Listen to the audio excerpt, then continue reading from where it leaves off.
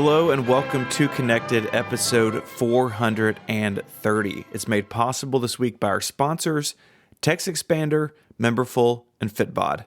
My name is Stephen Hackett, and I'm joined by my friend and yours, Mr. Myke Hurley. Buongiorno, Stephen Hackett, and I'm joined by Federico Vitici. Hi, Federico. Hello, hi guys. This is our year in review episode. The Annies. Myke really wants to call this episode the Annies, but I think it's confusing with the annual picks next week. This wasn't a Myke thing. We decided upon this last time when we made it a game. We made this a game with the Ticci scale and everything. We decided to call it the Annies. This wasn't just a me thing. This was an everybody thing. Okay, we'll do the Annies. Right? Have I lost my mind here? Wasn't that the thing that we did last time? Yeah. No, I think you're right. I think Kate says I'm right, so I must be right. They are the official historian. Exactly. We need to work out the title then, because we used to do the year 2022 year in review : and then a funny title. But if we do the Annies parentheses 2022 like we do the Ricky's episodes, there's not a user generated title. It's just the Annies 2022. Oh, we can break all the rules. Why don't we do the Annies 2022 : funny title? Or the 2022 Annie. I just don't want to do like parentheses and then a colon. Whatever you want, grammar boy. You know what I mean? I typed 2002. We're going to be talking about the G4 today. Oh, I love it. Oh gosh, I can't type. Okay, so how this works is we will round up each month of the year and rank them on the Ticci scale. That is the artwork for the episode. There's also a link in the show notes. You can see it. That artwork is done by the official relay historian, Kate. Inferior minus is the lowest possible score. No, nightmare. We only score a month. Nightmare. We only score a month a nightmare. Oh, yes. Sorry. You know it when you see it. I don't remember what that means. What does that mean? I don't know. Federico said it, I think. And so nightmare is for a truly special Yeah, month. you know when you see it, it was inspired by a Supreme Court decision, I think. It you was. know it when you see it. Yeah. But I don't know what. How can it be the lowest score and then there's a lower score? March 2020, nightmare, right? So we'll see. We'll see what happens. We're going to round robin this, and so each of us will take a month and run through the news. Okay. Lots of links in the show notes this week, and I apologize in advance for sounding the way that I sound. You sound perfect. Cannot be helped. Little sick. So let's start with January. How does that sound? That's the best place to Makes start. sense, yeah. Cast your mind back. Wow. iOS 15.4 allows Face ID while wearing a mask, not requiring an Apple Watch. Remember, for a while, you could do this if you had a watch. That feels like 2 years ago to me. Like, I know. wow. I know. This was a long-running joke on the show, right? Am I remembering correctly? We kept making this joke for like weeks about, iOS 15.4 allows Face ID while wearing a mask, as if it was a new piece of news. Do you remember this? Yes. Like breaking news, iOS 15.4. Yes, I remember that. Yes, we were doing this for weeks. That's so good. This is a great feature. I love it. I forgot that I couldn't always do it. Mm-hmm. I kind of take it for granted now, but yeah, it was this year. Maybe a little late, it would have been nice to have it in 2021, but hey, it's still with us, so I'll take it. Still with us. Also in January, Universal Control, which is the feature that lets you use your cursor and keyboard across multiple devices, entered beta, and good feature. I thought it came with iOS 15. Apparently it was late. I know this is real because I can see the link, but I don't believe this is true. That we only got to use Universal Control this year? What happened to that feature? Yeah, it was delayed multiple times, actually. I think it was delayed twice, yeah. I think it was. It would have had to have been. Yeah, I did... in hindsight, I gotta say, like, this feature completely changed, like, the way I work. And at the time, at that point in January, I didn't even know I was gonna buy a house and have a new desk. But now that I'm using it, like without universal control, I wouldn't have the kind of setup that I have right now. And so I am very thankful that this feature exists. Yeah, it's good. I will say part of my surprise is I was confusing this for Sidecar. Oh yeah, that's I still am surprised, but that was why I was extra they surprised. both exist still. Yeah. Mhm. And I get them confused all the time. They're oddly sort of the same feature, but inside out in a way. It's very Yeah. strange. Yeah. It's very, very peculiar. January was also the beginning of 2 long-running stories that are really still with us. The first being Google's campaign against Apple to adopt RCS on the iPhone. So if you're not familiar with RCS, we don't really have the time to get to it too deeply today, but it is something that Google and carrier partners have worked on.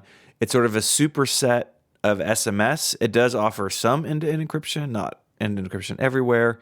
Attachments. It's more iMessagey in some ways, but Apple's not going to adopt it because they have iMessage, and Google keeps beating them up in the press about that. I think the bigger story, at least for Apple-centric people, is third-party payment methods. So this is something that Apple has just continued to fight on, and now we have stuff in the EU, which we'll get to later in the episode. But in January, this saga began with, of all things, Dutch dating apps.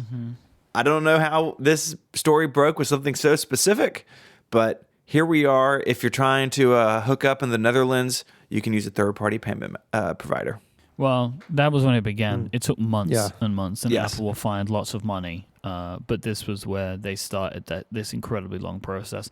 I don't think this was the first one. I think it started in South Korea, but like this one, I think what happened in the This was Netherlands, the first one this year, I think. Yeah, and what happened in the Netherlands, I think, will inform a lot about the way it will work going forward for when they do these arrangements, because the Netherlands were very tough on Apple, and really, I think, in a good way, and like especially around language for errors and stuff.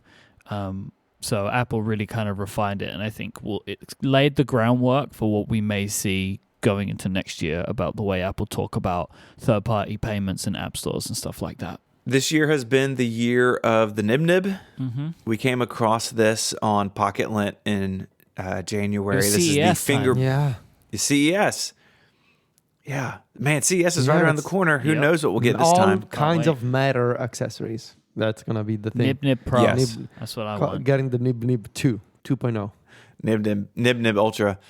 This was a finger-biting soft toy cat, Yeah. which we, for some reason, keep referencing. We're a bit obsessed about it, to be honest. We are. And then our friend Austin Evans got one. Right. Oh, I forgot about that. I forgot about that too. Yeah. In a mystery Oh tag. my He got god. it in a mystery Oh tag. my god. Yeah. Yeah, Yeah. Nib. yeah. Nib for the views, you know. Mm-hmm. And then, really, I feel like the last couple of years, Elgato has really been on a tear with accessories for streaming and automation. Of course, the Stream Deck has been around for a while, but in January they announced the Stream Deck Pedal, which sits on your floor, and you can tap different buttons with your foot and fire automations on your computer. I know several people who have these who really like them. I know Matt, one of our Discord mods, has one. David Sparks has one, and it's just the beginning of a bunch of Stream Deck news this year. They've had quite a few releases, but this one I think is really cool if you have this sort of need. I think they're interesting that they keep expanding their product line. Didn't either of you buy the foot thing? No, I didn't. We made fun of it initially, but I actually think it's pretty cool. Yeah. I don't have it. I've got the Stream Deck XL, which is the big one. So that's January. Goodbye, January. Goodbye, Jane. We got to give it a rating. Oh, yeah. Let's see. Let me open the TG scale for context. So it was definitely a good month, right? Because we got a bunch of software features. Nib. I mean, come on, right? Like, you're Yeah, never gonna I get wouldn't any go better than past Nib. good, but I think it's a normal month. But the Nib and the Face ID with the mask pushes it all the way to good, I think. Good. Okay. Good work, Good. January. Nicely done. Good work. So now we're on to February. In February, Apple wrote a thing on their website kind of addressing some of the stories that appeared in the media kind of around this time and before about concerns over people using AirTags to stalk people. But I think the bigger issue that seemed to arise around this time was some kind of bugs in their software, in Find My, that they were labeling things really poorly, right? It would say like a device is with you, and it really was just like your own AirPods. But they were doing like a really bad job of labeling a lot of that stuff. So Apple kind of laid out its case for why they think AirTags are good, right? And why they think that they took all the steps that they took to try and make sure that they were as safe as possible. They added new privacy warnings, and they then spoke about things they were going to add, and we've seen a lot of this stuff roll out now, which is like new privacy warnings when people are setting them up. They fixed the AirPods thing, and then they added some new features like precision finding, so you could, if an AirTag was said to be with you, you could use your device to find it, which wasn't a thing you could do before. And they made the AirTags like alarm sound louder and stuff like that. So I would say this seemed to address pretty much everything. Like I don't feel like it felt like for a while there were a lot of these stories. And I think I saw maybe one or two more throughout the year, but it seemed like at least Apple did a good enough job of convincing the media that they were doing all that they could for this product, right? So Beats Fit Pro were released in February. Oh yeah, we talked about this. I had this for a while, I think. Was this the one that Mary got? We had Mary on the show to talk about headphones this year, Stephen. Was it these ones, the Beats Fits Pro? It was these, yeah. Okay. I had completely forgotten about them, right? Because it's just like, I don't even think about yeah, I got Big Apple Buddy to send them to me. And then, of course, I used them for like a couple of weeks. I really liked them, but... I couldn't. I don't know. I just something about the little hook, was kind of weird. I didn't like it, and I ended up going back to AirPods Pro, as always. Case is too big, I think. Yeah, the case is too big. It's huge. That's true of a lot of Beats products. She also has the whatever the ones that go over your ear, the like Power Beats, the Power Beats. And that case is enormous. Like, it's way bigger than it needs to be. I just love big batteries. Big Beats battery. And tap-to-pay contactless payments were announced as a thing that Apple were going to work on. They were going to basically open up the NFC chip on the iPhone to allow companies like Square and Stripe to let businesses create accounts and take payments. So you could just put your card or your phone on an iPhone and take a payment, removing the need for those readers devices. And this seems to be something that, like, it was announced with a bit of fanfare, and more partners have been added in, but we haven't really heard much about it. But I bet that it's something that is really great for the people that use it. Like, this is just a good feature. But, now looking at the stuff that we see later on in the year, this is clearly Apple trying to, like, hedge against future antitrust stuff, because the NFC chip is considered one of the things that Apple has too much control over. February? Normal. Yeah. Normal? I feel like normal. Nothing exciting happened, right? I agree. Normal month. Yeah. And in a way, like the AirTags thing is still with us. Like, Apple's still trying to work that out with the public. So I don't want to go higher than normal, for sure. All right, we get to March, and March begins with the obviously unfortunate news that something that is still happening, sadly, the invasion of Ukraine by Russia. And Apple put out a statement at the beginning of the month saying that they were pausing product sales in Russia and pulling state media apps from the App Store. So they had a post on the Apple newsroom about this. I don't know if sales have resumed since.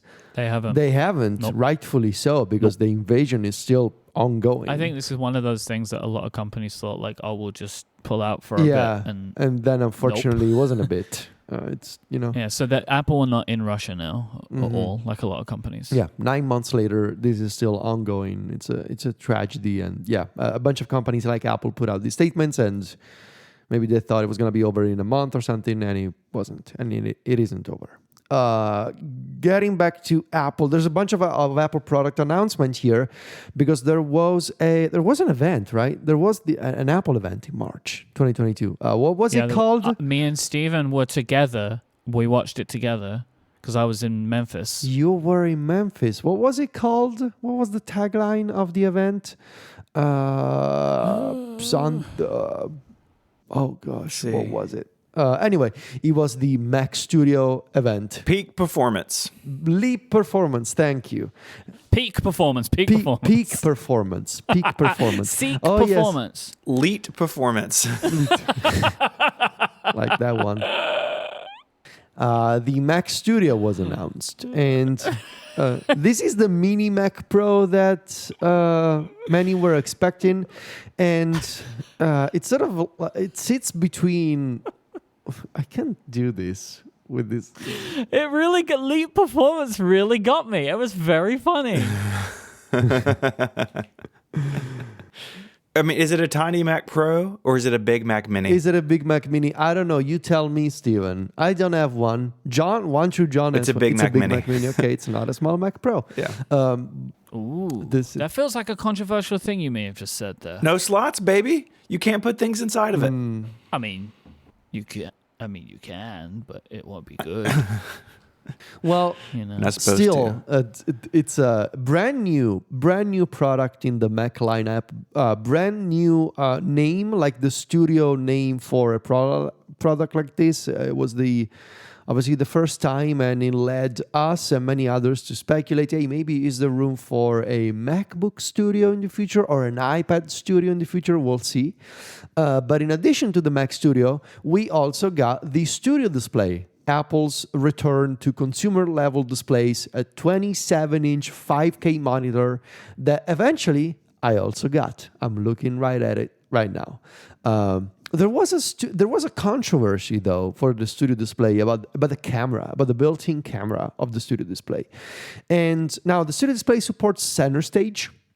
But it's not, I believe in the reviews at the time, everybody pretty much agreed that it was not as good as the center stage seen on the iPad Pro, for example.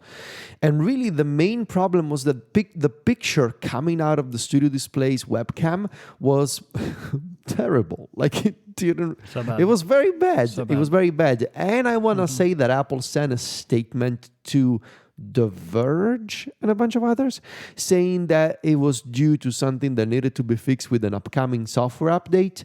That software update, by the way, the Studio Display is the kind of display that it's got its own firmware, runs a fork of iOS, therefore you can update. That update has since been released. I don't think it really did wonders in terms of improving the picture quality of the webcam of the display. I mean, it made it worse for me. Yeah, exactly. You get the flickering thing going on. They fixed the flickering and then broke it again. Yeah. So Yeah. I have to Good use job. the continuity camera with my Studio Display. Good job. And also, updating the Studio Display is so annoying. It's annoying. It's kind of weird. I don't know. It's very weird to update a thing that like you don't think, you normally don't think about a display having its own software. I don't know. It's kind of strange. Yeah, I don't want to have to update my monitor by restarting my computer. It's like this doesn't feel good at all. Yeah, that's the thing to do. There was also a new iPhone SE and a green iPhone 13. These were the smaller announcements, I think, from the event. I mean, it's literally just a green iPhone 13 coming out months later from the original iPhone 13 lineup. I always thought that would. They did it the previous year with the purple one. Why is this like? And they always used to do the red before. They used to do the red. Maybe I mean they must have the numbers. They must know that introducing a color in the middle of mid-cycle helps somehow with sales, or it's good to get people into Apple stores to check out the new color and eventually they buy something else. I don't know. And the SE, which I believe Sylvia's sister bought. It's got still the same boring design, A15 Bionic inside, 5G, still a home button, better battery life, the usual. Still an old design that does not have Face ID. The other big news, and this one I really liked, the new iPad Air with an M1. Now, at the time, we all kind of started asking ourselves the question. I remember asking myself the question, we thought the M1 was supposed to be like for the iPad Pro lineup only. What does it mean to get an M1 on an iPad Air as well? And months later, we eventually got our answer. And the answer was these iPad Air supports Stage Manager and external displays. We couldn't know at the time. I still believe that the iPad Air, especially now that we got the full picture with iPadOS 16 and Stage Manager, I still think it's the definitive iPad for most people. I mean, you got a relatively portable iPad that is not too expensive. It's not too big. It's bigger than an iPad mini. It's very balanced as a product. It's got the M1 and it comes in colors. I really like this iPad. I think it's a really good update. I remember at the time it was like, oh, well, if they've done this, what are they going to do to the iPad Pro? That was the conversation. The answer was, don't worry about it. It's just, don't think about it too much. It's fine. Don't worry about it. We're going to make the iPad closer to this one as well. Don't worry about it. Come on. And lastly, and I'm going to need some help here from Myke, Friday Night Baseball on Apple TV Plus was announced. Yep. If my understanding is correct, this means that each week during the season, there are 2 baseball games on Friday nights on Apple TV Plus that include also like pre and post show segments. Yep. Yeah, that's what it is. Yep. And they're available for free. For free. To Apple TV Plus. Well, they're available for free on Apple TV Plus. Does that make sense? Right. Right. Like, meaning they're not like a paid extra on top of Apple TV Plus. Well, you don't have to be an Apple TV Plus subscriber to watch them. Oh, okay. So they are free, like free for all. They are free. Okay. Yes. Good. Probably won't be forever, but there are free games as part of this. Because that was like this whole thing about like there was it Aaron Rodgers was going to potentially break the record of home runs, and everyone was super mad that it was on. No, not he did, but not in this game. People were super mad that Apple were having it. Like, 'cause it's like, oh, now I won't be able to watch it. But actually, people can just watch it for free. Very cool. And that was March. Aaron Rodgers is a basketball player? Football. There you go. I got there in the end. So obviously, everything is very good here. I think Mac Studio Displays, M1 iPad Air, with the exception of, the war. So but that's that's outside of Apple's control here. Like it's not like Apple and they did the right thing. So overall, I would argue in favor of a good plus, maybe. I would agree with you. Me too. Good plus. Now, world events, nightmare. Right, exactly. But we don't necessarily judge world events here as such. This episode of Connected is brought to you by TextExpander. When you work in a small team, every moment counts. You don't want to be wasting your time finding video conferencing details to send to a new client. You don't want to track down the same FAQ results from the company website to copy and paste into emails. These are the kinds of things you want immediately at your fingertips so you can get your work done faster. That is why you need TextExpander. With TextExpander, you can access what you type the most with just a few keystrokes, allowing you to work with faster and eliminate repetition so you can focus on what matters most to you. TextExpander's powerful shortcuts and abbreviations will streamline the work that you and your team are going through. All you have to do is type a short abbreviation. TextExpander will do the rest. You just build and collect your most commonly used phrases, messages, URLs, and more right within TextExpander. Create your chosen abbreviation, and it will be with you wherever you type, on any device, across any app that you use, Mac, Windows, Chrome, and iOS. You can even have customization for your snippets, having them automatically add in dates, fill in the blank fields, timestamps, and more. This will make sure that you still keep the personality in the communication that you send. One of my easy ones that I love is I would type in ZZOO, and then it will bring up my Zoom URL. So, if I'm sending that to somebody, like my personal meeting ID thing or whatever, because if you press the copy or share button in Zoom, it gives about a novel's worth of information that you send to somebody, including phone numbers and stuff, which nobody needs to really call into a Zoom over a phone now. We kind of all get how to do it. So I just was able to copy and like put that into TextExpander to just have the URL. So when I expand that, it gives me a URL and I can send it to someone and we can start meeting. If repetitive typing is getting you down, you need TextExpander. Check out TextExpander today at textexpander.com/connected, and you will get 20% off your first year. That's textexpander.com/connected to say goodbye to repetitive typing. Our thanks to TextExpander for their support of this show and Relay FM. So we are now into April. This is when friend of the show, Apple Self-Service Repair Program, launched. So proud of them. This is definitely in the category of Apple hedging against future legislation and present legislation here in the U.S. with a program where you can order parts. They mail you 500 pounds of tools to do things. This started just with iPhones and just in the U.S., but throughout the year they've expanded it, including this week they added desktop Macs to it. A good thing for Apple to have from the political angle. I'm not sure how many regular consumers are ever going to take advantage of this. I would love to know the volume of orders through this. I have to imagine it's pretty low. Super small. Just as a clarification, this was when they announced it was available. They had previously announced this Yes. as a thing. I think it was in 2021. Yeah. 21. I think so.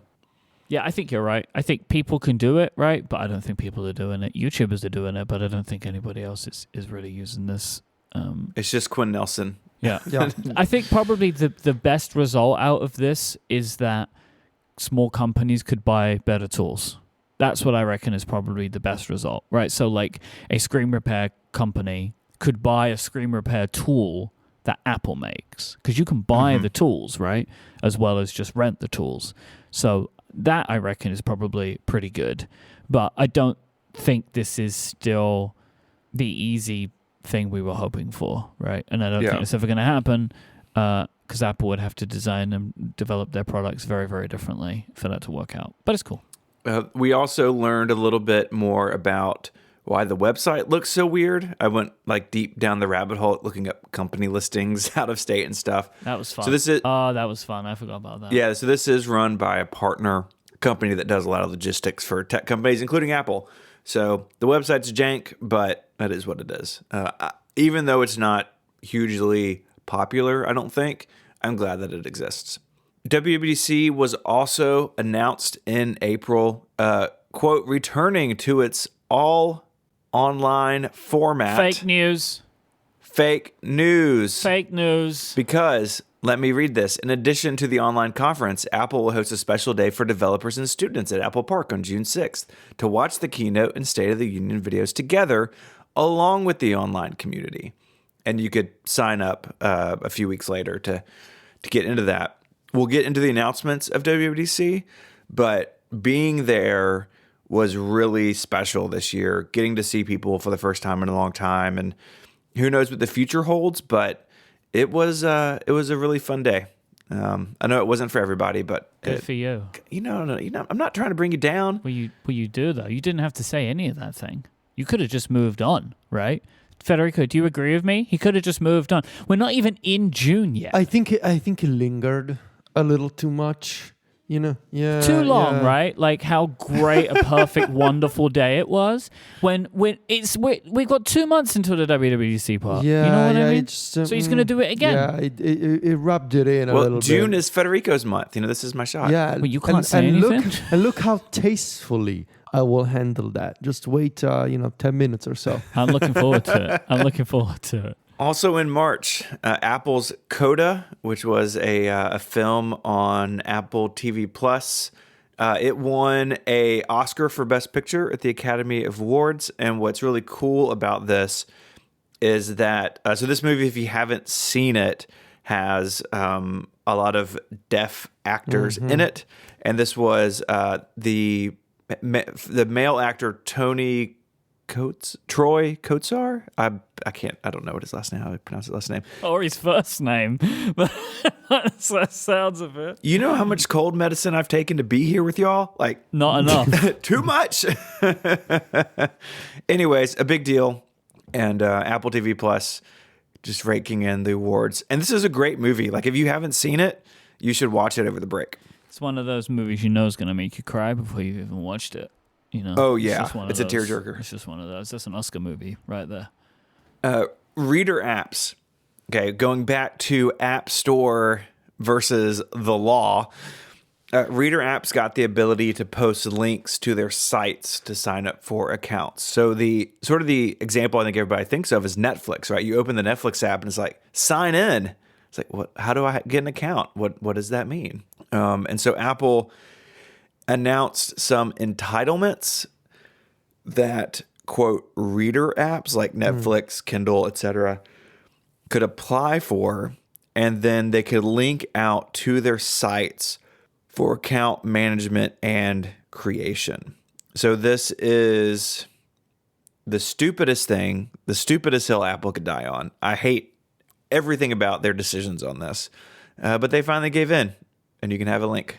It's still not good enough. Not good enough at all. No, because it's only certain apps can do it, and it's only under certain circumstances, and you still have to have this screen come between you and the link, right? That Apple's got a bunch of language in. Like, it's a whole...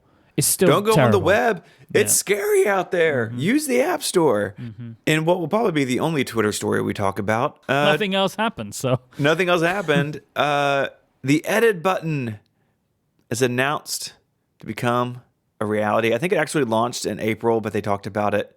They started testing it, and then they put it into blue later on. Yeah, it was weird. It was like only to blue users. I mean, in certain places, it was they that's how they do things. They really kind of slow roll, or at least used to. Now they too fast roll, but they used to slow roll features. Who knows? Anyways, you can edit tweets for a little while. Also with Twitter, we got the beginnings of the Elon Twitter saga. So I don't think we have to spend a lot of time recapping all of this, but he said he was going to buy it, and then he said he wasn't going to buy it, and then the court said he had to buy it, and here we are.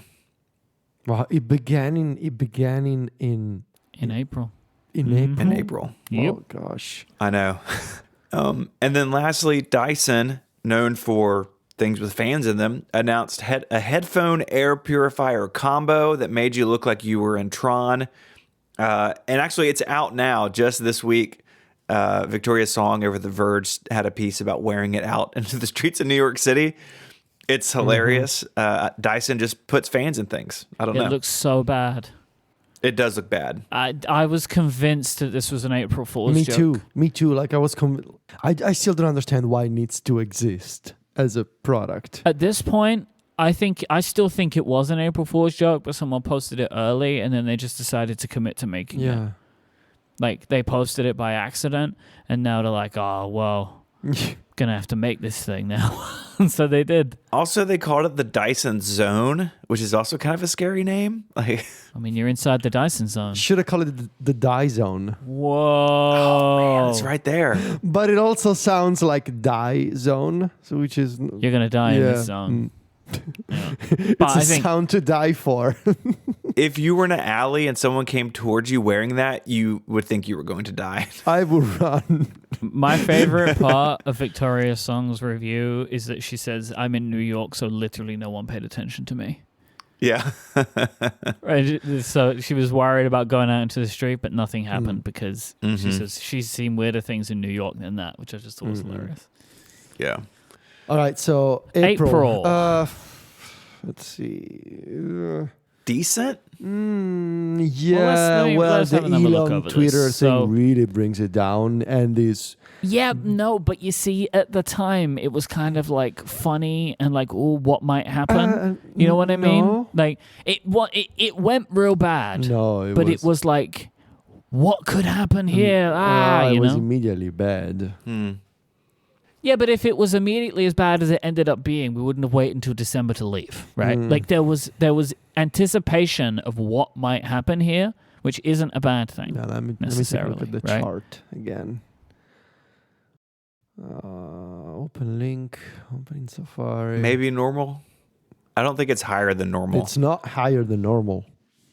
Yeah, because even the good stuff that we got isn't necessarily that good. Happy for Coda, but like Normal. I can go with normal. No, I'm good with normal. I think it kind of washes out this one. Yeah. Okay.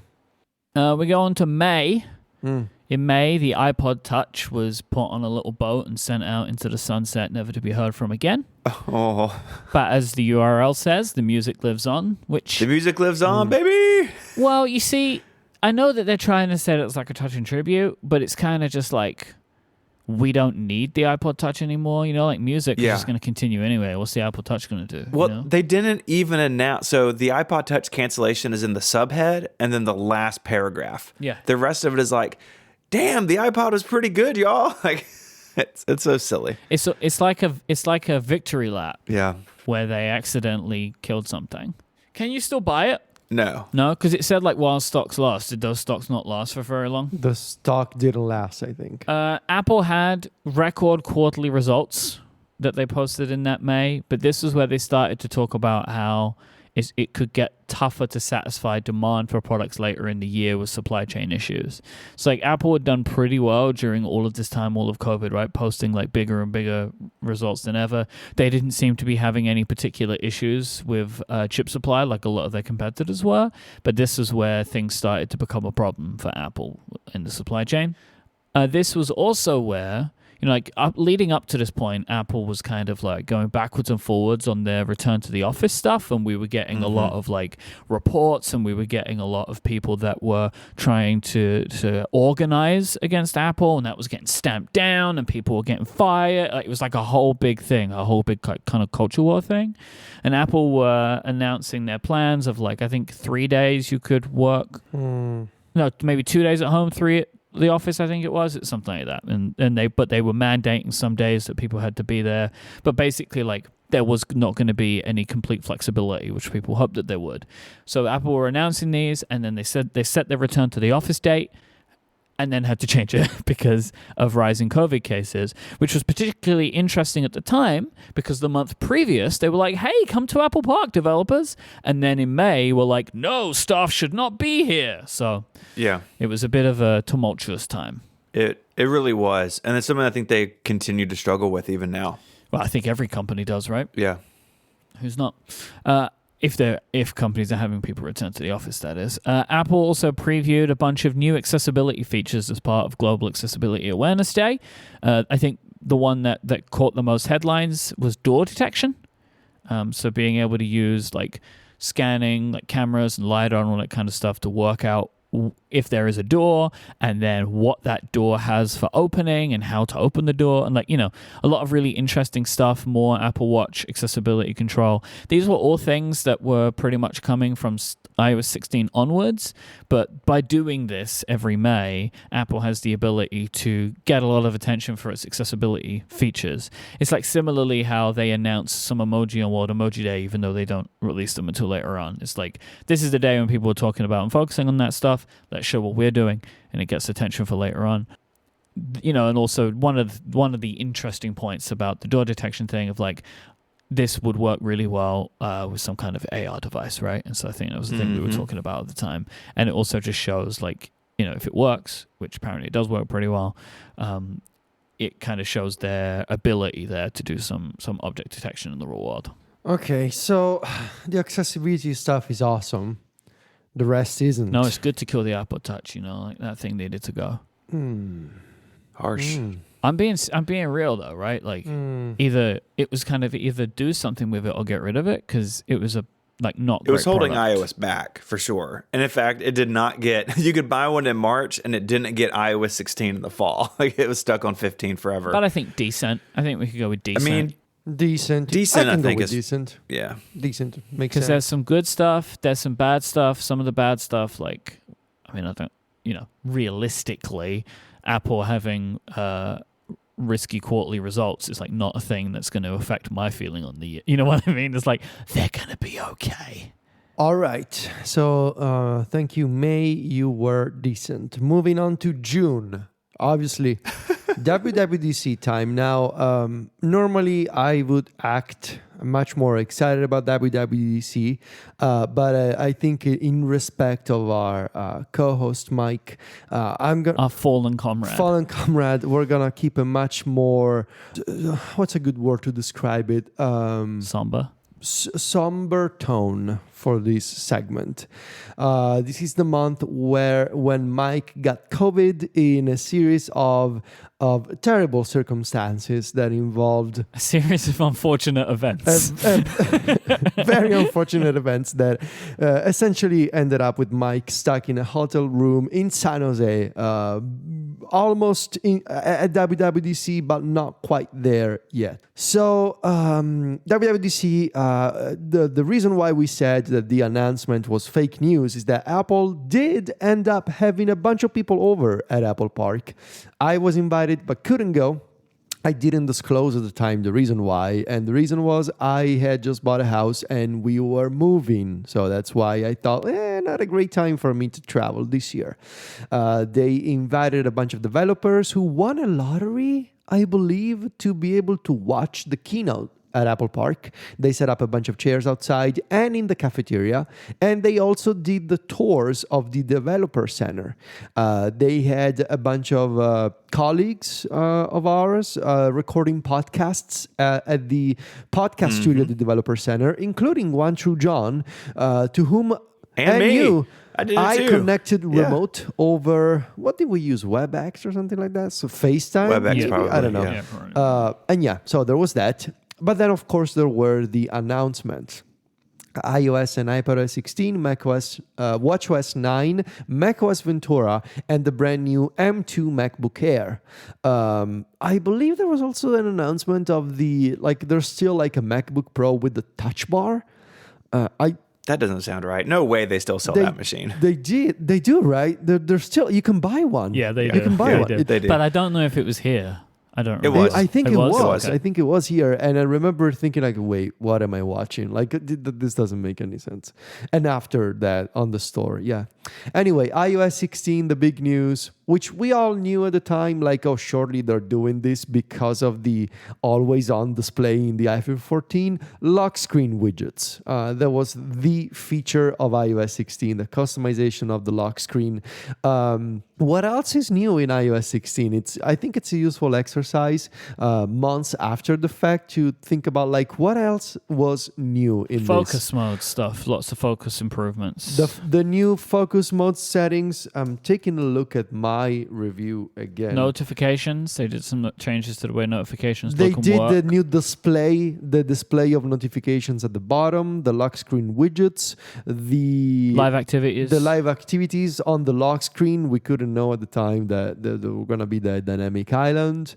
There were some changes to apps, like the new features in notes and reminders for lists, and the drag and drop a subject out of a photo thing. Mail. Updates to mail. Yeah, all these things were in iOS 16. Overall, a good update, as we'll see later, with a bit of a roadmap. Oh, and all the messages stuff. Oh, yeah. Editing, retracting. Editing and deleting a message. iOS 16, really good. Really good update. On the phone, Really good good update. We saw the announcement, of course, also of Stage Manager on iPadOS 16. And I remember being very happy during the keynote, just seeing the multiple windows. I almost couldn't believe it that they were going to do windowing on an iPad. And, during the announcement, that was fun. Like, it was a wild 20 minutes. I was just very happy tweeting back when I was a tweeter myself. And yeah, that was cool, seeing the windowing and all of that. WatchOS 9, relatively small update. Changes to the workout app, the brand new medications app. Some new watch faces, I want to say, as always, like a couple of new watch faces from Apple. Overall, not a huge update at all. Ventura, Stage Manager for macOS, which is similar but also kind of different from how it works on iPadOS. What else is in Ventura? Mail, of course, all the changes, all the changes to the apps that we mentioned, they are shared between macOS and iPadOS, but also the much criticized, as we'll see later in the summer, system settings app in macOS Ventura. And that was a thing that... It's so bad. Yeah. And the MacBook Air. I think we are all in agreement that this is an awesome computer and we love this computer. Mm-hmm. And I wish I had a use case for this computer because I totally would get one. It's my favorite Mac ever.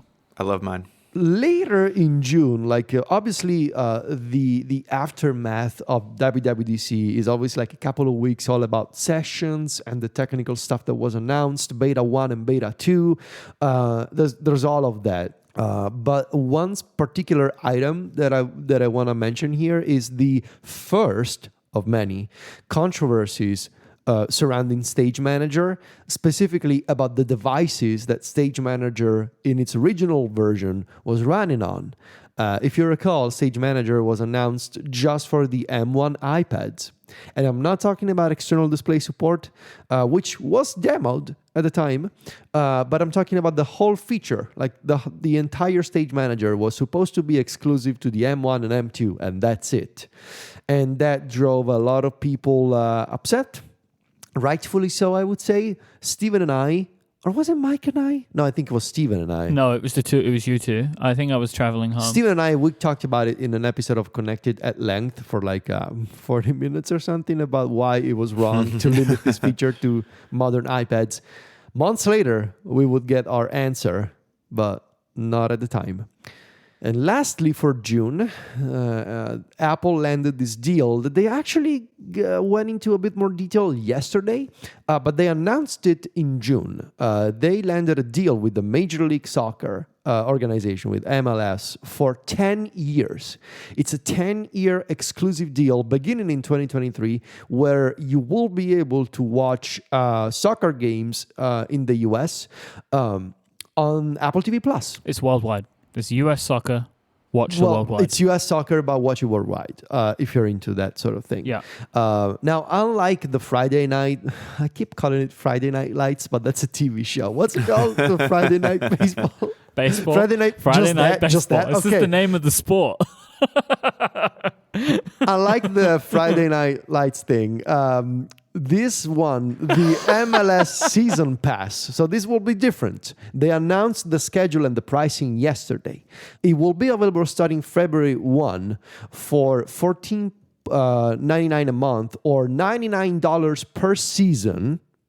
I don't know. How long is the season? Is it like football in Italy? Like 6 months or something? 8? Maybe, yeah, or $99 per season. But Apple TV Plus subscribers will be able to get it at $12.99 or $79 per season, which is a pretty good deal, I think. If you're into that, you can save $20 per season if you also subscribe to Apple TV Plus. I'm going to say, I think that this is a thing that seemed like we're like, oh, this is like a good idea. This is a good way for them to stretch their wings. Apple has a lot that they're doing with this. They're controlling a lot. They have really partnered with Major League Soccer to do this. It's like the baseball thing, Apple's just showing some games.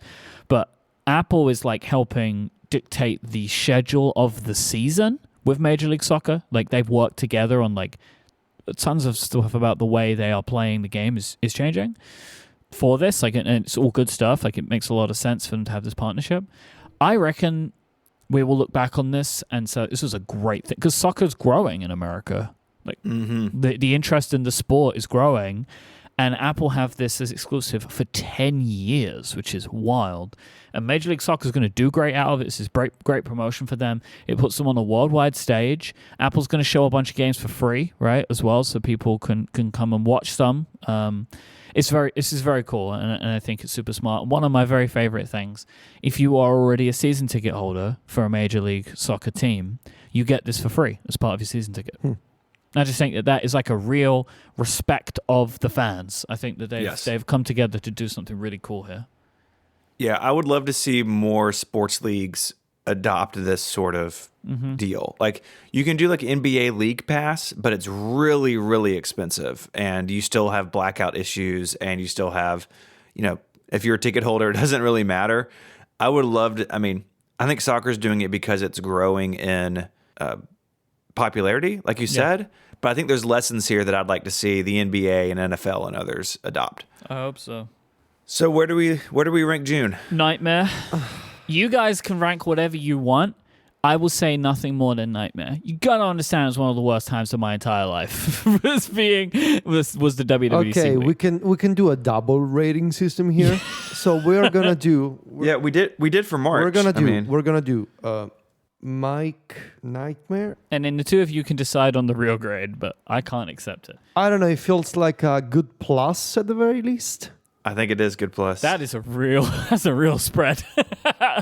What is after good Best plus? I love you. Let's see. And it was not that. Come on. No, it can't be that because we were sad for you. And we also, as a team, missed out on some stuff because of it. So it wasn't And great. if we were to pick a single one in between Nightmare and Good Plus, it would be somewhere. It would be decent, but we'll go with this. I think that you could say it was good plus. Like we can officially rank it as good plus. But we'll have the But- Myke rating. I think it's important. Yeah, that can just always be like a footnote Yeah.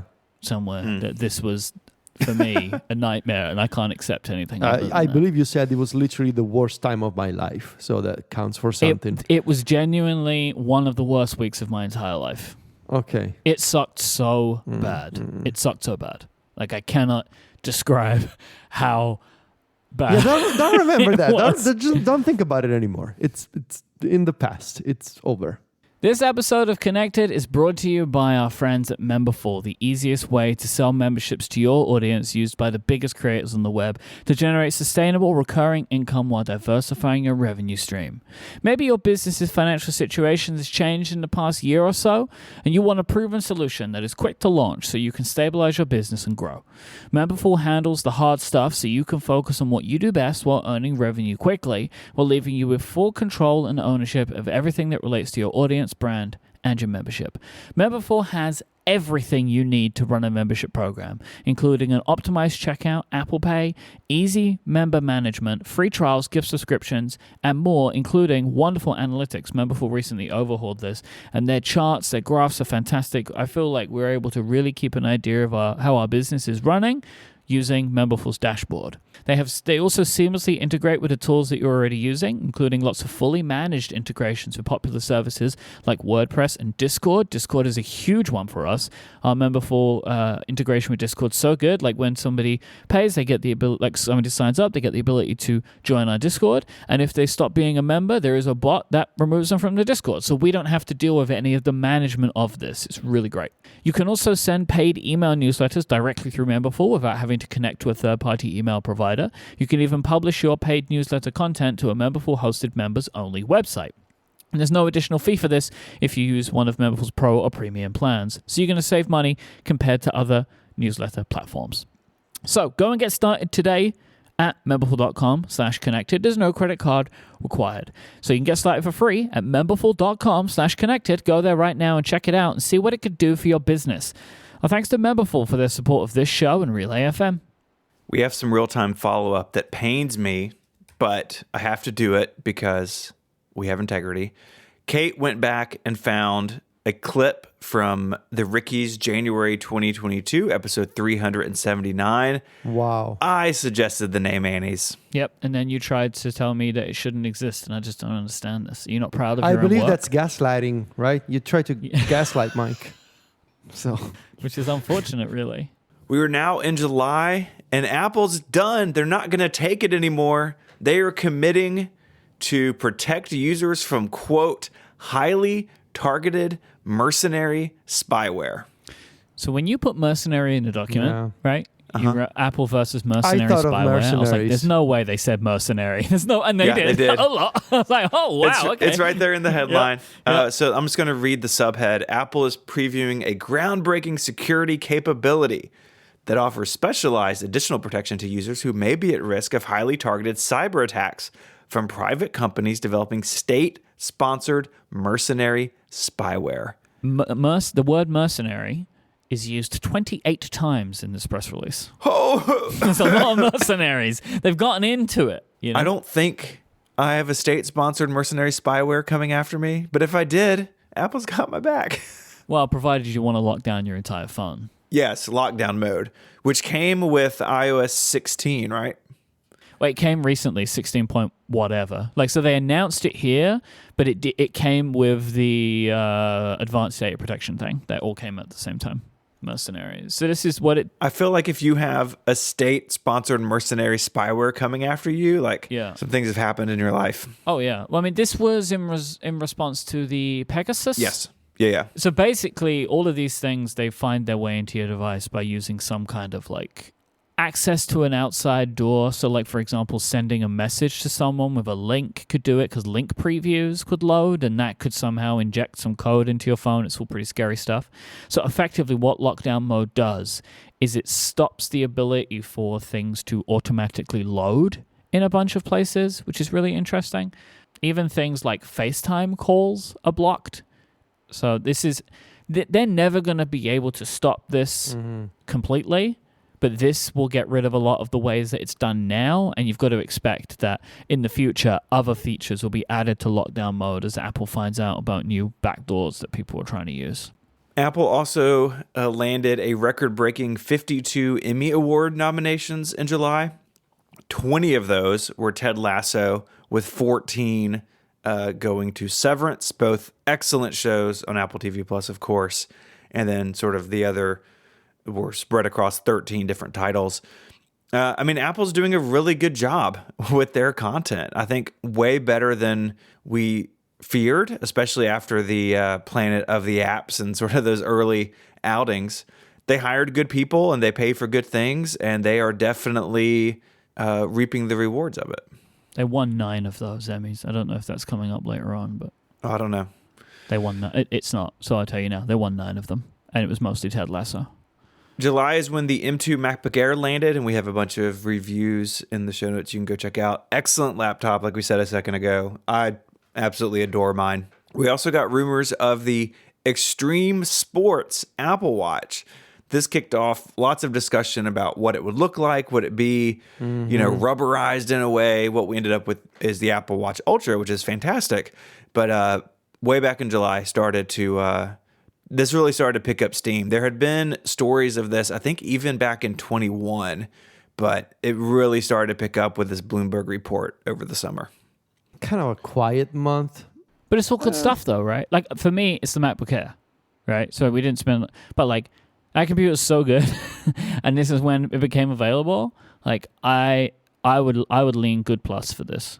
I could do that. I can do that. I think it's fine. It's a really good computer. So far, like, I feel like 2022 has been better than 2021. I think it's been a better year overall. Except for June. Of course. In August, friend of the show, Shazam turned 20. Nice. Oh, that's when you told us that it used to be like a UK service where you could, like, a text message thing, yeah. And then the next week, Apple wrote this article referencing the fact that it used to be a text message thing. This just happened to be, I was at a family gathering over the weekend, and I used my iPhone to like say, like, what song is this? And my brother was like, you should use Shazam for that. And I'm like, my friend, look, the logo right there. Apple bought it. And he was very surprised by that. That's so funny. I think people in the UK just know what Shazam is. We all just know because we were texting it all the time. I have it in Control Center now. Swipe down, hit the button. No, see, I just use Siri. And I use Siri for this a lot because it's good, because it's fast. Hey, what song is this, I say, and it listens. The Mac was added to the self-service repair program in August. Yes, just a series of notebooks, but good stuff. The iOS battery percentage indicator was introduced, and everybody had design opinions. Oh, that was a couple of weeks on Twitter. I remember this. Yep. Yeah. And they bullied Apple into making the wrong choice. Well, they made a choice. And I'm not sure. I don't even know what is right or wrong anymore. So, yeah. And Amazon bought Roomba for $1.7 billion. I had forgotten about this entirely. Yeah, me too, until yesterday when I was setting up the Echo Studio. More details about this in Connected Pro. Where can people get Connected Pro? GetConnectedPro.co. GetConnectedPro.co. The Amazon app tells you, hey, I see there's a Roomba in this house. Set it up here. It's like, yeah, I get it. It's owned by you now. Okay. Boys, I have some news for you when it comes to Roombas. Oh. Just bought a new Roomba. Which one did you get? Did you know that they make one machine that both vacuums and mops. And mops. Yeah. It has like a mop on its head, right? Yeah. And like an arm comes down or something. So we just bought that one. So I'm going to set it up probably tomorrow. This is a really weird thing for me where a couple of months ago, I was talking to someone and for some reason was convinced that they made this product and couldn't find it. And I felt like I was losing my mind or it came to me in a dream. So I must have seen it announced somewhere, but they weren't selling it. And then I went onto their website a couple of days ago and there it was, like a dream. We're going to call this one Rambo. Nice. Makes sense. Because we had Robbie. Robbie is our original Roomba. And we just had the regular one. Like, it didn't have the, like, collection part, you know? Yeah. But this new Roomba, because it has a mop, I wanted to put an M somewhere in the name. And Adina suggested Rambo. So we're going to get Rambo set up. The J7 Plus? Yeah, J7 Plus. Yeah. It looks cool. It's really quite clever. It's really quite clever. It is very clever. So I'll be setting one of those up for the new place. So, well... Normal? Normal. Normal. Okay, yeah, normal. Yeah. Some good stuff. You know, some hot takes. A robot or two. Moving on to September, of course. I get all the busy months in this episode, it seems. You did. Yeah. Obviously, there's the iPhone event. And this one, what was this one called? There was another. Sneak Design. No. Look into the stars. No, yeah, it was the space one. Like, Space is out there. Welcome to the island. what's it called? Like quantum whatever. No, what was it called? Come on. Quantum computing. No, well, that's a... Apple September 2022 event. This is what we're all just trying to Google to find this thing. You know what I mean? Look into the Stars was really good, Myke. I really like that one. Far Out. Far Out. Far Yes. out. See, that was close enough. Thank you. I knew where I was going, you know? I just didn't get there. This event, iPhone 14 and 14 Plus. So the base model. Yes. We kissed the iPhone mini lineup goodbye for now, forever. We'll see. Didn't know. When that sentence started, did not know where it was ending. Yeah, and that's where it ended. We got a bigger regular model iPhone. And of course, the iPhone 14 Pro and Pro Max. And these are the big updates that we were looking for. The always-on display, of course, is here. A better, much better 48-megapixel camera. Support for two features that I didn't think we could imagine. Crash detection, which, as we saw later in the year, Apple needed to fine-tune a little bit more because it was accidentally triggered by people on roller coasters or people skiing, I believe. And also the satellite SOS feature, which was very cool, just launched in the US. I believe it's launching soon in some parts of Europe, including the UK. I have it now. You have Like it. a couple of weeks ago. And of course, the feature of the 14 Pro and Pro Max, the dynamic island. It was a great moment when they revealed the name of the feature in the keynote, because on Connected, Steven had previously joked that remember we were talking about like, oh, is Apple going to own the design of the pill-shaped cutout in the iPhone 14 Pro and Pro Max? And Steven said, oh, it's gonna look like an island of black pixels, whatever. And it turns out that the feature is much more than we could imagine. It's a dynamic element that expands and you know, shrinks and shows you interactive controls and live activities. It's called the Dynamic Island. And so we felt very happy for like 10 minutes there. So these were the iPhones. Anything else worth noting about the 14 lineup? I mean, the 14 and 14 Plus use an old CPU, and it's the first time we've seen that happen on an iPhone. We got the second generation AirPods Pro finally with very good product. Very good product, much improved noise cancellation and sound, battery life, same design. The case now supports Find My.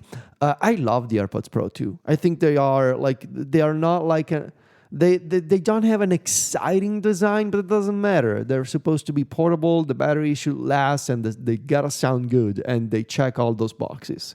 The noise cancellation is unbelievably good. Yes, and the transparency mode, like, it keeps getting better. Like, I really, like, they are, gotta be my favorite Apple accessory, I think, at this point. The Apple Watch SE 2 was announced, along with the Apple Watch Series 8. The Series 8 kind of a boring minor update with a wrist temperature sensor that, however, cannot be used to to check if you have a fever or something. It's been primarily advertised as a women's health feature for cycle tracking and this ovulation estimates that the health app can provide you with, and those are based on taking your wrist temperature each night and establishing this baseline temperature going forward. Very cool feature, but maybe not as expansive as a lot of users were expecting. Like, oh, I'm gonna check if I have a fever using my Apple Watch, and no, it doesn't work like that. But the announcement, of course, in Apple Watch world was the Apple Watch Ultra. The brand new, it turns out that rugged extreme watch was actually the Apple Watch Ultra, a bigger, thicker, chunkier, more serious, more expensive Apple Watch for people who are really into almost dying, basically. Like people who practice extreme sports or adventurers, people who, cross deserts and climb mountains, really dangerous things that they love doing. And now they can do those while wearing an Apple Watch Ultra that has more sensors, a bigger display, it's brighter, it's got a bunch of things. It's got a new design, it's got the action button. It's a pretty lovely Apple Watch for a very specific market. And I think the people who got one, there is, the conversation as to whether does this replace like a dedicated device like a Garmin or like, what's the name of the other company? Like a Santo watch if you're into scuba diving. Those dedicated devices maybe still have more features for that kind of niche market. The Apple Watch Ultra kind of tries to do it all with Apple's, more elegant, more powerful software. And it's a new product. I think it's very exciting, but we'll need to see over time if this category grows, if this becomes an annual thing. We don't have the answers to that right now. Then, of course, there's a software story. We got iOS 16, which we talked about in the month of June, and watchOS 9. I did my usual annual review, and I just did it for iOS 16 this time around because iPadOS 16 got delayed. We heard, I think, toward the beginning of September. We heard the rumor toward the end of August, and then it was officialized, I want to say, No, it was officialized in the end of August, but yeah, we didn't get it in September because it got delayed. It would eventually launch in October as iPadOS 16.1 with Stage Manager, and Apple was facing multiple issues. They had to delay it. In the meantime, they had announced that they were gonna bring it to more devices, to older iPads, but the external display part was gonna stay exclusive to the M1 and M2. However, that external display integration was not gonna be backported to the older iPads. So older iPads would get the single screen Stage Manager, everything else would get Stage Manager and the external display support, but staggered in two releases, 16.1 and 16.2, which we just got, I think it was last week or 2 weeks ago. Lastly, in terms of Apple news, we got the first reports that Apple was considering moving more of its production out of China. I believe the report was saying that we're considering India. Was it also, there was some place else?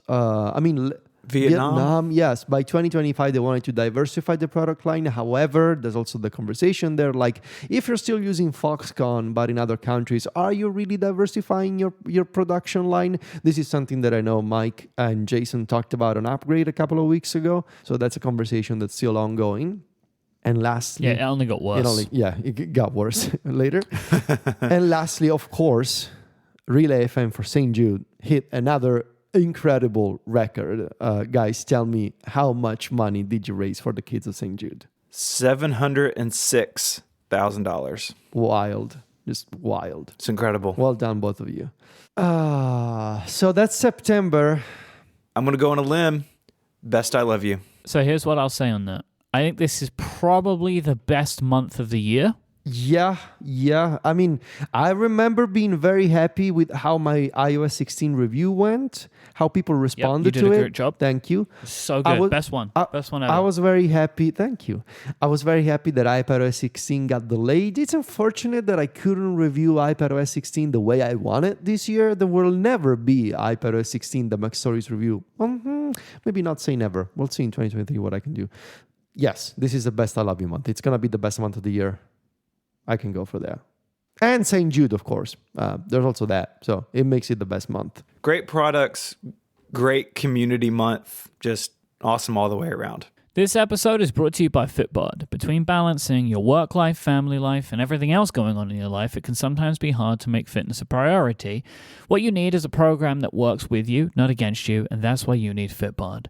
Fitbod has an algorithm to learn about you and your goals and your training ability to craft an exercise plan unique to you.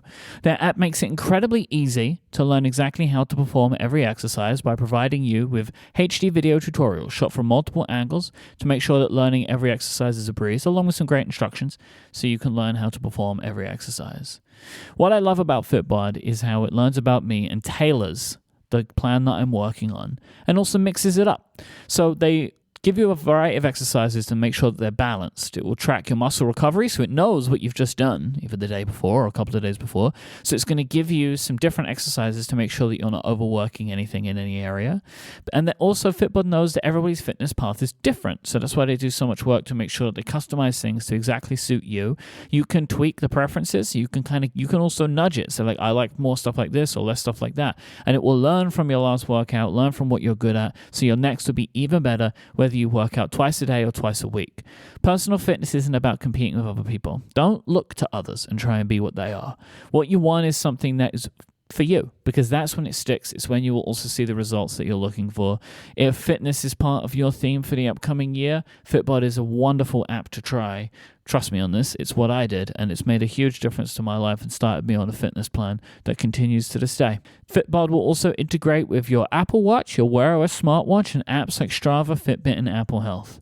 Fitbod is just $12.99 a month or $79.99 a year. Personalized training of this quality can be expensive, but Fitbod has a wonderful price for you to go and get your own fitness plan.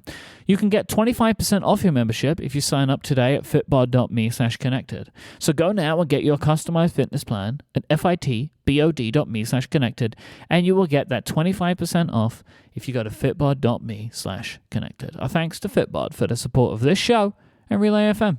In October, the iPhone 14 Plus shipped. It came a little bit later than the other phones. I am very curious to know how well this phone is selling. I feel like I haven't heard anything about it now that it's out in the world. I just don't know. I think we all believed it would do really well because it was cheaper with a bigger screen, compared to the Pro and Pro Max. But I just don't know. I'm curious to see how this strategy plays out for Apple. I don't think I've seen one in the wild, which is interesting. All estimates suggest that it's not doing very well, which is really interesting, right? Like, I wonder if the old CPU turned people off. I don't know. I just don't know. Maybe we'll see what happens if they do a bit more to it. Maybe they go for some design updates and stuff. I don't know. We also got a series of updated products in October. We got the 10th generation iPad, which brings it in line with the current design language with the flat sides. We talked a lot about this iPad when it came out. It's more expensive than the old one, so the old one is still on sale. It has the new design, but Apple Pencil 1 support because they moved the camera to the long edge where the Pencil 2 charges, and apparently those two things cannot be rectified in time for this iPad to come out. I think it's a good iPad. I just... there's lots of questions about it. And I think we all kind of feel that the lineup is kind of hectic between this and like the iPad Air. And to make matters, I think, even more confusing, the iPad Pro was updated with the M2 chip that's in the MacBook Air and the Touch Bar machine, but no real design changes or other feature changes. And that design is now 4 years old, and I think we're hoping that Apple moves the iPad Pro forward in a more meaningful way next time around. And the last October press release was a new Apple TV 4K. So this is now, I think, the third 4K Apple TV. If that's right. I think so. Yeah. Updated with the A15 Bionic and support for HDR10 Plus. New starting price. The form factor is the same, but a little bit shorter than the previous one. They got rid of the fan, apparently, and it comes with the Siri remote, which now supports USB-C and not Lightning. Mm-hmm. So some decent, if not a little confusing products in October. Well, I mean, I think the iPad Pro underwhelming, and the introduction of the 10th generation iPad, whilst a good product, as we kind of hinted at earlier, just further made the whole thing just hard to understand. The whole iPad line is just very confusing. We got some software stories in October as well. macOS Ventura and iPadOS 16 both ship in October. On the Ventura front, I don't think that's super surprising. macOS has lagged behind iOS about a month for a while now. But of course, we mentioned last time, that iPadOS had been delayed. And Federico, you haven't done a full iPadOS 16 review, but you've obviously continued to write about Stage Manager and what Apple's doing with iPadOS 16. How did you feel when this came out and kind of the state that it was in? I felt very bad about it because it's been like one of the things that I didn't like about 2022 was the stress of dealing with Stage Manager and iPadOS 16 in the summer while I was moving. iOS 16 made it pretty easy for me to write about it because it was a very solid, very stable, polished update. iPadOS 16 was a mess. And it was a mess up until the very last minute when they somehow managed to make something that didn't crash every 5 minutes. However, still, that feature was, it was filled with so many different design issues and interaction problems that are still with us today. So the underlying, like the core problems of Stage Manager in terms of like the way it's designed, the way you interact with it, I have learned to accept it by now, but I don't love it. And I don't think it's a good design. It's all I have. I have no other option. And unfortunately, I love using the iPad. It's the only device that lets me do what I want to do. But I gotta tell you, I don't love Stage Manager. I accept that it's my only option if I want to use the device I want to use, which is a hybrid tablet laptop device. It's the only one that Apple makes. And if I want to have more apps at the same time, Stage Manager is my only option, but it's got a long way to go. And so far, the latest version of the beta of 16.3 has nothing in terms of Stage Manager changes. So we'll see if in 2023, this 16.3 cycle, maybe 16.4 in the spring, will have something for Stage Manager before WWDC. But I'm afraid that if we want to get any more Stage Manager fixes and like major changes, we're going to have to wait another year.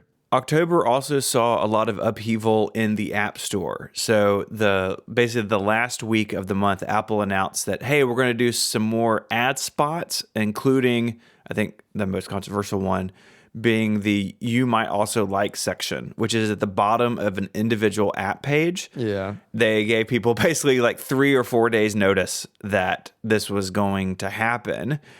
And it went off the rails really, really quickly. The bulk of these ads were purchased by apps that I think a lot of people find objectionable or at the very least questionable. And there were lots of stories about like recovery apps, and they'd have a gambling ad on them and lots of terrible things. Apple announced they were, quote, putting a pause on some categories of these ads. And I don't think the other shoe has really dropped there yet. But I feel like they really botched this. And if they were surprised that these were the type of developers that were going to pay the most, then whoever is running this program at Apple is not doing their job very well. Yeah, I agree. They have burned so much goodwill this year with developers, and this was just like the cherry on top of a pretty crappy deal. and caused a lot of outrage and anger amongst users and developers both. There's really no winning for Apple in this. Bad idea, poorly executed. Bad idea. Yes. Yeah. And we had 2 launches in October. Matter finally launched. Launch is like, I'm putting in air quotes a little bit because just now, 3 months later, we're seeing some products roll out with Matter support. This is going to take a while, but people are off to the races. And James Thompson's Podcastotron screensaver. So if you backed the Relay FM for St. Jude campaign, you got a macOS screensaver, and I hope everyone's running it. I run it. I use the fireworks mode and absolutely love it. It's the best. It is. Made my Mac better. I feel like October is a real mixed bag. It is. I feel like we got new products, but they're not amazing. We have the App Store thing. I am going to suggest inferior minus. Ooh. Inferior or minus? Yeah. I was going to go inferior. Man, that stage manager shipping and the 14 Plus and that weird iPad lineup. I can see this. There was some good stuff, but there was like, without saying Matter in the screensaver, I think it may have been inching down there anyway. So Okay. Yeah. All right. Inferior or minus it is. in November, Apple had to publicly announce supply issues for the iPhone 14 Pro and iPhone 14 Pro Max because it is going to make a significant impact on their holiday earnings for this quarter. Apple cannot fulfill demand. This is primarily due to COVID shutdowns and lockdowns inside of China, and then riots at their factories because of the conditions that their workers were in because of these lockdowns and shutdowns. So the impact is like millions of iPhones that won't be made. And so I'm fascinated to see what these quarterly results are going to look like, because it was so bad that Apple needed to release a press release, because otherwise they would basically be misleading their investors if they didn't announce this information when they knew it. Yeah. That's a bad deal. The previously announced emergency SOS satellite feature launched in the US. Okay. Woo! Yes, nice. Which is cool. Nice. It's a cool feature. One thing I don't like now is now when my iPhone doesn't have service, I see a little satellite icon, and I think it's too busy. Does it say SOS at the top? Yes, it says SOS, and then there's a little satellite, and it's like, this is too much. Choose one or the other. The way I read that is the iPhone is crying out for help. Like, Yeah. I can't find the internet. Please, Help! I need the internet. Like my iPhone's even more addicted to the internet than I am. Maybe your iPhone should quit Twitter, you know? Maybe it should. Come on, iPhone. The long-awaited Apple Music replay came out and confused everyone because you open the app and you have to go out to a webpage and log in for a bad experience. And it's a bad webpage. Yeah, let's go. They should just stop doing this because it is so embarrassing, right? Like, because Spotify Wrapped gets better and better every year. Apple need to either do it all or just don't get involved in it, because it's just a sad time, I think, every year when they put this out there. There is one upside, is that Marco has said he's going to do something like this in Overcast because Pocket Casts and others do it. Yep. So I'm much more excited about to see it in Overcast next year than in my Apple Music. Yeah, Pocket Cast did it this year, and it was awesome. Like, It was great. really great, and it was very fun as a podcaster to see that, right? Like, see people posting their things, like, "Hey, I listened to this many episodes this year, and like, this is my favorite show." And something I liked is like Cortex listeners. Basically, there was one of the things. What was the longest episode? I think I don't know if this was on Pocket Cast or on Spotify. It was one or the other, and basically, if you listen to Cortex, the State of the Apps was the longest episode of podcast you listened to this year. Yeah. And so I enjoyed that. I enjoyed seeing that. In November, Elon Musk charged at Twitter. And then the clown cars arrived. Yeah. And the wheels fell off incredibly fast. Yeah. And here we are now. Yeah. The iOS 16.2, the beta allowed for always-on customization. This is when we found out this is going to happen, which is shipped later on. The only reason I put this in here is I wanted to ask the two of you if you've changed any of the settings of the always-on display on your phones. Yes. Okay. You both turned off the wallpaper? Yeah, I just have the black dimmed lock screen. Yeah, just that.